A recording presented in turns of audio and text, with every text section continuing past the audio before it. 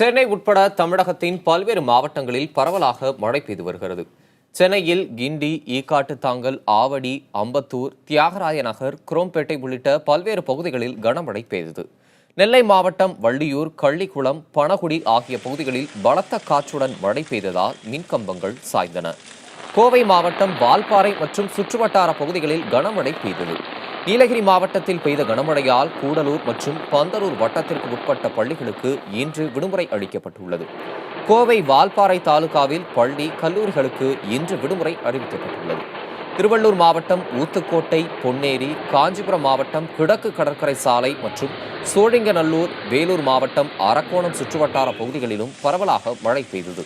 மேற்கு தொடர்ச்சி மலைப்பகுதிகளில் பெய்த கனமழை காரணமாக குற்றாலம் அருவியில் சுற்றுலா பயணிகள் குளிக்க தடை விதிக்கப்பட்டது.